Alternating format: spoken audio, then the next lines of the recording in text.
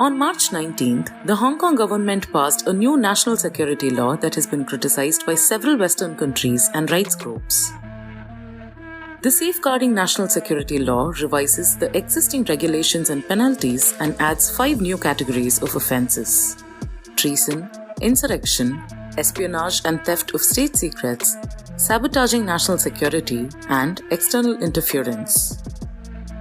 Some of these offences carry penalties of imprisonment even up to life.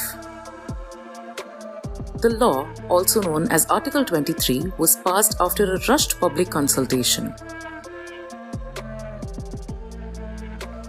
Article 23 of Hong Kong's constitution, which came into force after Hong Kong was handed over to China from Britain in 1997, obliges the government to enact domestic national security legislation. In recent years, particularly in 2019, Hong Kong has witnessed a series of anti-government protests following escalating tensions between the pro-Beijing rule elite and pro-democracy civil society. The protests were aimed against China's alleged attempts to reduce Hong Kong's autonomy. In 2020, the Chinese government imposed a separate national security law on Hong Kong, citing the city's delay in acting on Article 23. That law was quickly used to further crush dissent and target figures of the pro-democracy movement. The new bill was introduced in the city's opposition-free legislature on March 8 for examination following a month-long public consultation. It was unanimously approved by lawmakers on March 19th. The Hong Kong government claimed that its public consultation showed 99% support for the proposals.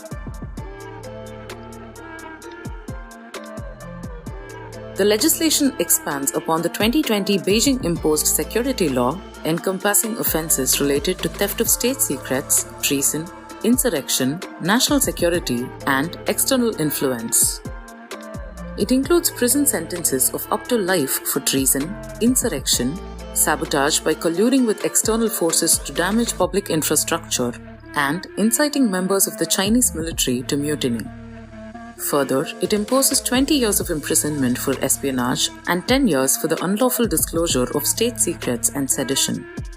The law grants police the authority to detain suspects for up to 16 days without charge and includes a provision for closed-door trials.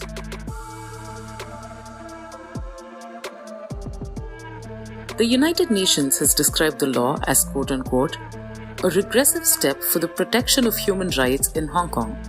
But a defiant China has hit back at the international community for interfering in its internal affairs. Beijing maintains that the law, quote-unquote, fully safeguards the rights and freedoms of Hong Kong residents and will protect, quote-unquote, core national interests, allowing Hong Kong to focus on economic development.